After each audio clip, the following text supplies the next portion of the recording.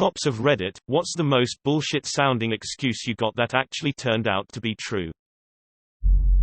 Had a domestic in progress I responded to during Christmas Day, and the excuse for them fighting was we're not mad at each other, we're just upset because we wanted to surprise the kids for Christmas. We got some deer, dressed them up, now they're destroying our house. Turns out there was literally 3 fully grown white-tailed deer in the house, somehow dressed with full bell harnesses like Santa's reindeer. I had to call the game wardens down, who were then able to help me remove the deer from the property without injury to us or them. How they managed to get the deer and dress them up is still a mystery to this day. Not a cop, but I did get stopped by one for eating a taco. I worked at a community college in LA that had a high school right next to it. Well, there was a lot of drugs sold through the fence at the high school, so there was always a cops driving up and down the street between the schools. Couldn't get a parking pass since I just worked at the school, so I always parked on that street. Hit up Taco Bell for lunch and was sitting in my car eating my double-decker tacos when a cop drove past. Next thing I know, he's flipping a U-turn and heading right for me. He slides to a stop driver window to drive a window and yells at "What the hell do you think you're doing?" Stunned, I just said eating my lunch. Well, he isn't buying it and says I'm hiding something. I just hold up my taco and looked so confused. He burst out laughing and peeled out. Saw him a few times after that, and he always waved and had the biggest grin on his face. I'm running booking one night. Guy gets brought in for possessing a truly stupendous amount of drugs. I'm talking like 2 Rubbermaid totes full of shrooms, a huge bag of weed, and enough heroin to overdose half the county. Well, says he, I'm a D informant and they told me to make the drop so they could be there and raid the crap out of everybody and let me go for helping. Right. Face left please. Guy is like, I'm telling you dude, they're gonna be super pissed that you country retards up their bust. Whatever. Get in the holding cell and shut up. About 3 hours later, 3 guys show up. D agents. They're super pissed that our deputies up their bust. I go back to the holding cell to let the guy out, and he's just like, the super pissed, huh? Yeah, told you so.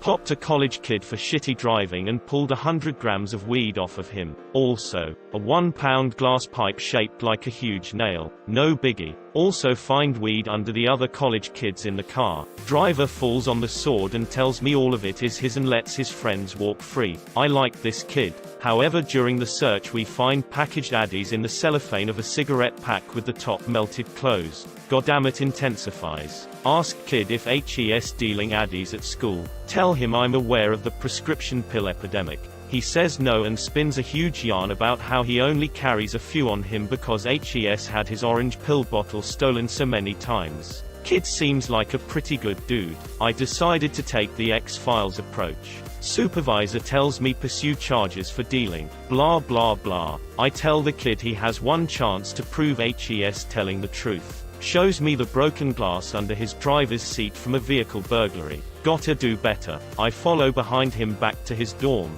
He lets me in and shows me the busted footlocker he kept them in under his bed. Dunno, kinda weak. Supervisor's telling me to hurry and drop the axe. Tell him to do better. He calls one of the soccer team assistants up and we meet him in the locker room. Shows me the little wooden locker which has a broken lock.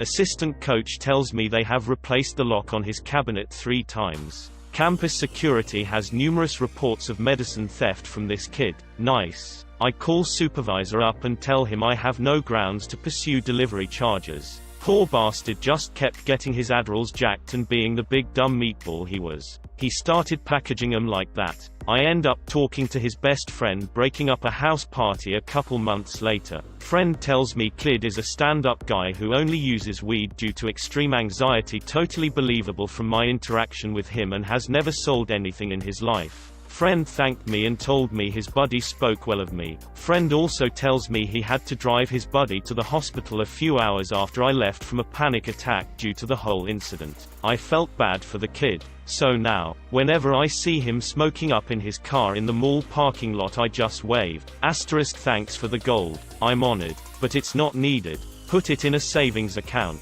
Money is a bitch to get, so hold on to it. If you have to part with it, donate it to St. Jude's Children Research Hospital. They do good shit there. Not a cop. but my dad rolls cigars. He uses this white powder called vegetable gum to seal the wrapper. You mix it with some water and it gets sticky and clear. In powder form it looks similar to cocaine. My dad had a massive bag on him after a rolling event one night, and got pulled over for a traffic violation. They saw the bag of powder laying in a box and asked what it was, and my dad told them. I guess they didn't believe him because they called back up. They had my dad cuffed while they tested it, and sure enough it came back as not cocaine. They let him go, but it still cracks me up hearing the story. Not a cop, but I had a run-in with one that was really funny once. When I was 18, I was on a double date with a friend, and we stepped out of a restaurant to smoke. A cop came up and started harassing us, telling us there had been break-ins into cars in the area. Eventually, he said he needed to pat us down, and he pulled a brown paper bag out of my friend's pocket. He got a smug look on his face and asked, "So, what's in here?" "Huh," my friend said. "The Emancipation Proclamation," with a completely straight face. The cop opened the bag, pulled out a small booklet, got embarrassed, and let us go. My friend had been to the Lincoln Museum earlier that day and did actually have a small copy of the Emancipation Proclamation in his pocket. I used to work as a military police officer. I was working at the main gate one night and this guy tried to come on base, but he didn't have any ID other than a driver's license, so I couldn't let him on. The guy told me that a general said he could come on, but he didn't have any proof of that and he didn't know what the general's name was. It was also super late at night and he didn't seem to have any answers that would help us identify who he was. Long story short, the dude ended up being legit and was coming on base to be awarded a Silver Star the next day from that general. Not really an excuse, but shocked the shit out of me. I've always been told a diabetic with high blood sugar acts the same as someone who is drunk.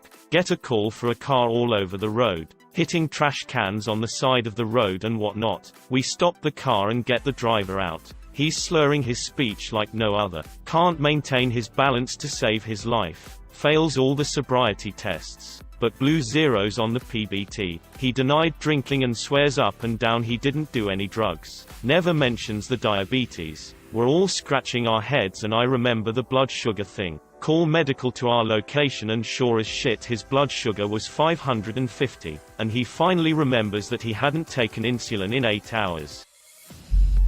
Okay, so legit answer. One night I'm out working, and as I go down the street, fairly nice middle-class area surrounded by some high-crime neighborhoods, around midnight I see a dude on a bike, no lights on, pulling a lawnmower behind him on a rope.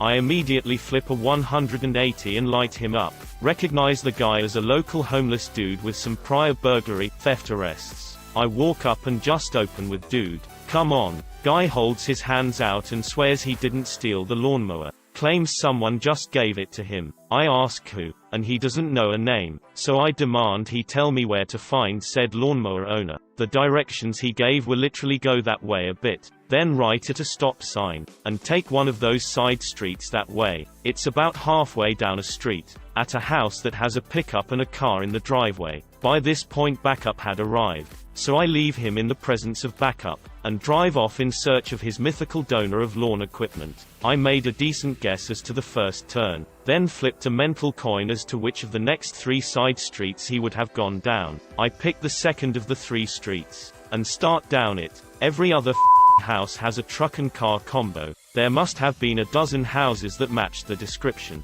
Halfway down, I see an average-looking house and go EHH. I'll try this one. After all, it's midnight and this is a wild goose chase. Go up, ring the doorbell. Middle-aged dude comes to the door. "Hello sir, have you been giving away lawnmowers to random sketchy homeless guys at midnight today?" Yes, as a matter of fact, he had. Homeowner goes on to complain to me that his wife was upset as his continual inability to get the mower running, and had ordered him with some severity to remove the mower from the house or face the consequences. He pushed it to the curb right as homeless guy rode by, and the latter had asked and received his permission to take it. I drove back in shock and amazement, apologized to homeless guy, and sent him on his way. A few months later we ran into each other at a nearby gas station, and he told me it turned out just to need a new spark plug, and that he had gotten it running again, before going on to sell it for $150 to someone. For years after, whenever I would run into him, he would always make sure to remind me of the money he made from selling that stolen lawnmower.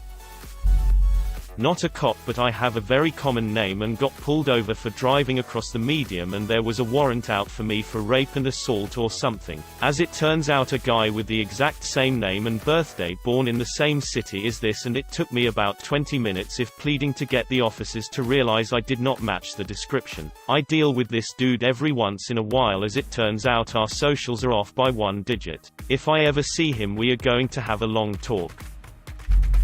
Not a cop. I am an attorney. I had a client who agreed to cooperate in a criminal matter. He was charged in a drive-by shooting. As part of the cooperation, he had to divulge where his gun came from. He told the prosecutor that he found it in a tree. The prosecutor got angry at the response. He began to lambaste my client. When the detective said, "Wait, I had a case where the shooter claimed to have hidden his gun in a tree, but it wasn't there when we went to get it," he asked my client where the tree was located. Same tree. I was as surprised as the prosecutor that he had told the truth.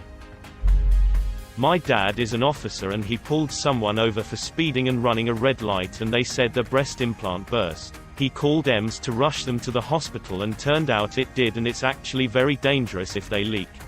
Do you know why I pulled you over? My boob exploded. One of the few occasions where calm your tits could be taken literally. Former cop here. I was behind a vehicle that couldn't stay in the lane, kept swerving, etc. It was 1 a.m., and I think another drunk idiot on the road. Pull him over. Guy is a straight-up asshole to me. Cursed me out, yelling at me, and I notice his speech is slurred. I get him out to car, and I can smell a fruity smell on his breath, and he has to lean against the car for support. I ask him how much he had to drink, and he tells me to f*** off. By this point I'm ready to bring him in for a DUI. But I just had a feeling something wasn't right. I called EMS to come check him. Blood sugar was at 40. Not drunk. Just a diabetic. If I would have arrested him, he probably would have died before I finished the paperwork. Go with your gut if something doesn't seem right. Was doing a tour as an MP, not my normal job, but whole other story, and we got called on a domestic. At the house, there is this huge corn-fed guy about 6'4" and 275, and a petite Asian girl about 410 and 95 pounds soaking wet. The whole house was in disarray, and the call had come because of yelling heard by the neighbors. She was crying and talking in an Asian language that none of us understood, and kept gesturing toward her huge husband. He wasn't talking. We wrap him up, take him to the station, and are trying to interview him, but he's not saying much. We intend to charge him with domestic assault. We notice somewhere along the way that he has horrible welts all along the backs of his hands and along his forearms. It took a lot of prying, but we finally got out of him that his wife would beat him with wire coat hangers when she was mad, and apparently that was pretty often. He was too embarrassed to admit to anybody that he was being abused by his wife, who was less than a third of his size. We finally got it straightened out, turned her over to the local police, and barred her from base. Hopefully the guy got the help he needed. My first ever real call was for a flasher at the local park. When I got there and finally found him, it was a mentally impaired young man 16 to 17 who had a pair of headphones on in a full Pooh Bear. I said, "Hey man, come here, what the hell is going on? You know you have to keep your pants on, especially at the park." He goes on to tell me he had bad itching down his pants and couldn't take it anymore, so he had to rip his pants off and was running home to get help. I said, "Come on, you couldn't make it home first?" He said, "No, I had ants in my pants." As sure as shit, according to more than one witness's account. He had been sitting in a sandbox playing at the park and accidentally on a nest of red ants that had crawled up his pant legs.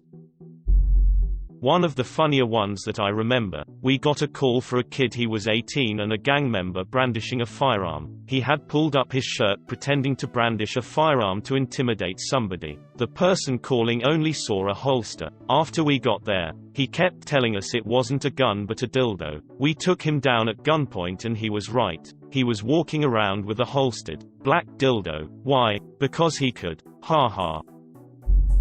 Not the cop in this story, but But someone crashed into a tree on their way to work, and most people have an excuse as to why they weren't at fault when they crash. In this particular case, the woman said an owl flew into her car and she swerved off the road into a tree. Anyway, said cop gets into the car to move it for the tow truck, and sure enough, an owl flies from the back seat past the officer's face and out the front window. Surprises the cop scared the shit out of him, I imagine. The owl was included in the diagram of the accident report.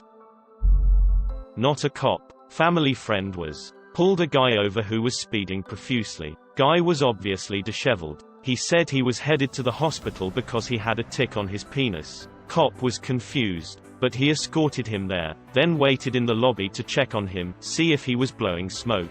After a while, he asked the desk what was going on, why it took so long to take a tick off his penis. Her reply: "It wasn't on it, it was in it."